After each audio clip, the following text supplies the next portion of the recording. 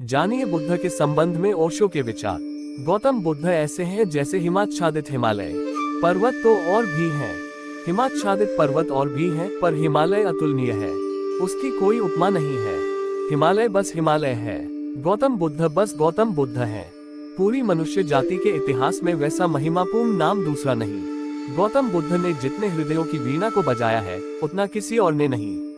गौतम बुद्ध के माध्यम से जितने लोग जागे और जितने लोग परम भगवत्ता को उपलब्ध हुए, उतने किसी और के माध्यम से नहीं। गौतम बुद्ध की वाणी अनूठी है और विशेषकर उन्हें जो सोच विचार चिंतन मनन विमर्श के आदि हैं। हृदय से भरे हुए लोग सुगमता से परमात्मा की तरफ चले जाते हैं, लेकिन हृदय से भरे हुए लोग कहाँ हैं? और हृदय से भरने का कोई उपाय भी तो नहीं है।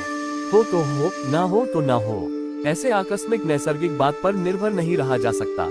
बुद्ध ने उनको चेताया जिनको चेताना सर्वाधिक कठिन है। विचार से भरे लोग बुद्धिवादी चिंतन मननशील, प्रेम और भाव से भरे लोग तो परमात्मा की तरफ सरलता से झुक जाते हैं, उन्हें झुकना नहीं पड़ता। उनसे कोई न भी कहे तो भी वे पहुंच जाते हैं, उन्हें पहुंचाना नहीं पड़ता। लेकिन वे तो बहुत थोड़े हैं और उनकी संख्या रोज थोड़ी होती गई है। अंगुलियों पर गिने जा सके ऐसे लोग हैं। मनुष्य का विकास मस्तिष्क की तरफ हुआ है, मनुष्य मस्तिष्क से भरा है। इसलिए जहाँ जिसस हार जाए, जहाँ कृष्ण की पकड़ न बैठे, वहाँ भी बुद्ध नहीं हारते। वहाँ भी बुद्ध प्राणों के अंतरतम में पहुँच जाते हैं। बुद्ध का धर्म बुद्धि का धर्म कहा गया है। बुद्धि या उसका आदि तो है, अंत नहीं। शुरुआत बुद्धि से है, प्रारंभ बुद्धि से है, क्योंकि मनुष्य वहाँ खड़ा है, लेकिन अंत उसका बुद्धि में नहीं। अंत तो परम अतिक्रमण है, जहाँ सब विचार खो जाते हैं, सब बुद्धिमत्ता विसर्जित हो जाती है, जहाँ केवल साक्षी मात्र साक्षी शेष रह जाता है। लेकिन बुद्ध का प्रभाव उन लोगों में तत्क्षण अनुभव होता है जो सोच विचार में कुशल है। बुद्ध के साथ मनुष्य जाति का एक नया अध्याय शुरू हुआ। 2500 वर्ष पहले बुद्ध ने वह कहा जो आज भी सार्थक मालूम पड़ेगा और जो आने वाली सदियों तक सार्थक रहेगा। बुद्ध ने काफी कह दिया, जरूरत से ज्यादा कह दिया। जितना समझना जरूरी हो उससे ज्यादा कह दिया। जितने से पूरी यात्रा हो सकती है उतना कह दिया। पूरा सेतु निर्मित कर दिया, रास्ता पूरा साफ कर दिया। काश सुनने वालों में थोड़ी भी समझ होती तो वही देखते जिस तरफ बुद्ध देख रहे हैं।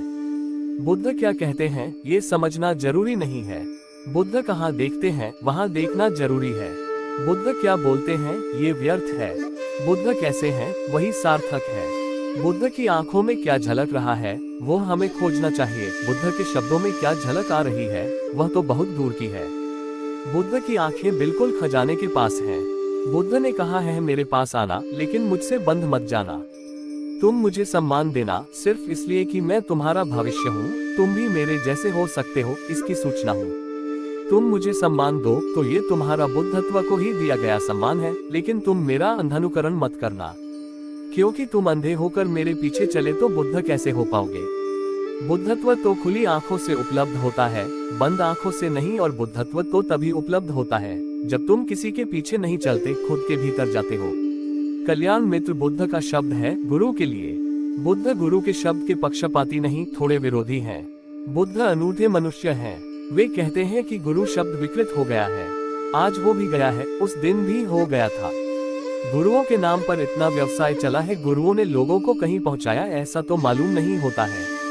कभी 100 गुरुओं में कोई एक गुरु होता होगा, 99 तो गुरु नहीं होते, सिर्फ गुरु अभ्यास।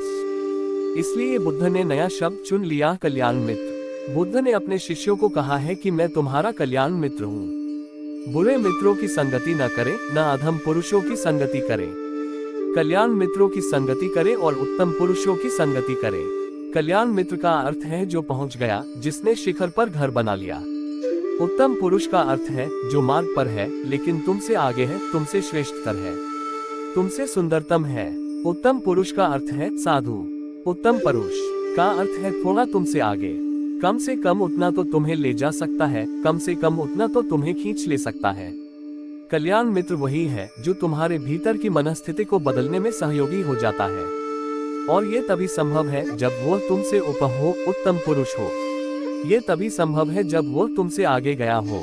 जो तुमसे आगे नहीं गया है वह तुम्हें कहीं ले जा न सकेगा। आगे ले जाने की बातें भी करे तो भी तुम्हें नीचे ले जाएगा।